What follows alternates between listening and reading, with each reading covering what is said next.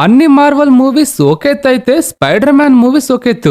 అది నాకు ఈ రోజు అర్థమైంది. థియేటర్ లోపల ఒక్క సీట్ ఖాళీ లేదు. ఈ రోజున్న షోస్ అన్ని ముందే ఫుల్ అయిపోయాయి. ఎండ్ గేమ్ తర్వాత ఈ నోవే హోమ్, షాంగ్ చి ఈ మూవీస్ తప్ప మిగతా అన్ని మార్వల్ మూవీస్ ఏదో డబ్బులు సంపాదించడం కోసం బలవంతంగా తీస్తున్నారు అన్నట్టుండేవి. బట్ ఈ Brand New Day movie No Way Home లెవెల్లో ఉందా లేదా, or Doomsday movie references ఈ మూవీలో ఉన్నాయా లేదా అనే విషయాలతో పాటు స్పాయిలర్ లేకుండా నేను ఎంతవరకు చెప్పగలను అంతవరకు కంప్లీట్ గా ఈ వీడియోలో చెప్తాను.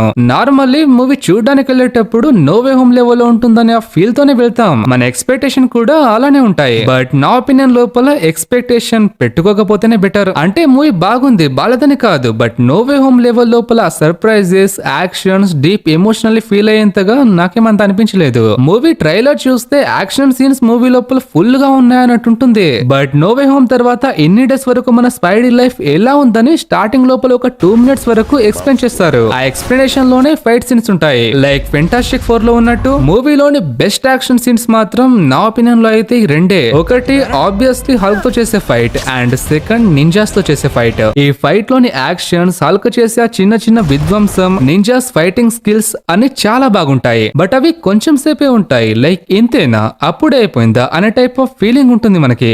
ఎమోషన్ సీన్స్ మూవీ లోపల చాలా ఉన్నాయి. ఎంజే తో, నెడ్ తో కొన్ని సీన్స్ లోపల మనం కూడా ఎమోషనల్ అయిపోతాం. బట్ కొన్ని సీన్స్ ఇంత సాగదీయాల్సిన అవసరం నిజంగానే ఉందా? వీటిని తీసి యాక్షన్ సీన్స్ ని ఇంకొంచెం సేపు పెట్టుంటే బాగుండనిపిస్తుంది. మూవీ స్క్రీన్ ప్లే ఎక్కువ కన్ఫ్యూజన్ లేకుండా బానే ఉంటుంది. మీరు Spider Man previous movies like ఈ No Way Home, Far From Home and ఈ బ్లాక్ విడో ఇలాంటి మూవీస్ చూడకుండా డైరెక్ట్ గా ఈ మూవీ చూడడానికి వెళ్తే చాలా కన్ఫ్యూజ్ అవుతారు. స్టోరీ అంటారా, ట్రైలర్ లో చూపించిందే తన బాడీలోని మ్యూటేషన్ వల్ల జరిగే చేంజెస్ ని అర్థం చేసుకొని దాన్ని కంట్రోల్ చేయడానికి ట్రై చేస్తూనే మైండ్ కంట్రోల్ చేసే ఒక విలన్ తో ఫైట్ చేస్తూ తన సిటీని ప్రొటెక్ట్ చేస్తాడు. ఓవరాల్ గా ఇదే స్టోరీ. మైండ్ కంట్రోల్ చేసేది మీరనుకుంటున్న క్యారెక్టరే, బట్ ఆ క్యారెక్టర్ ఎవరో నేనైతే చెప్పను. అలా చెప్తే అదొక స్పాయిలర్ అవుతుంది. స్పాయిలర్ నుండి దూరంగా ఉండాలంటే కామెంట్స్ ని మాత్రం ఓపెన్ చేయకండి. యాక్టర్స్ గురించి మాట్లాడుకుంటే Tom Holland and Jon Bernthal acting నాకు బెస్ట్ అనిపించింది. ఎందుకంటే వాళ్ళే ఈ మూవీ లోపల మెయిన్ క్యారెక్టర్ లో ఉన్నారు. అండ్ జెండేయా, సేడీ సింగ్ వీళ్ళు కూడా బెస్ట్ పర్ఫార్మెన్స్ ఇచ్చారు. బ్యాక్గ్రౌండ్ మ్యూజిక్, విఎఫ్ఎక్స్ అన్ని చాలా బాగున్నాయి. బ్రూటల్ క్యారెక్టర్ అయిన ఫ్రాంక్ క్యాసిల్ ని ఒక ఫన్నీ క్యారెక్టర్ గా చూపించారని నాకైతే అనిపించింది.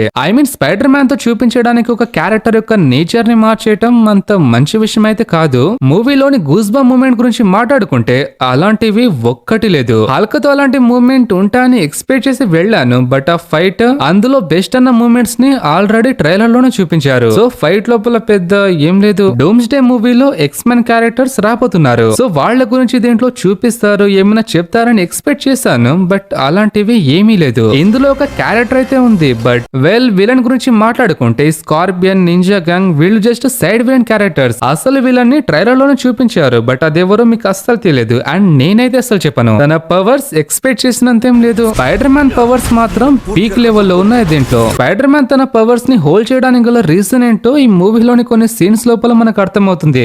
ఎక్కువ సోది లేకుండా సింపుల్ గా చెప్పాలంటే మూవీ నాకైతే బాగా అనిపించింది. బట్ దీన్ని నోవే హోమ్ తో కంపేర్ చేస్తేనే కొంచెం డిసప్పాయింట్ అవుతాం. ఈ మూవీకి నేనిచ్చే రేటింగ్ 7/10. అండ్ లాస్ట్ విషయం, డూమ్స్ డే మూవీ గురించి ఎలాంటి డీటెయిల్ ఆర్ ఇన్ఫర్మేషన్ ఈ మూవీ లోపల చూపించలేదు.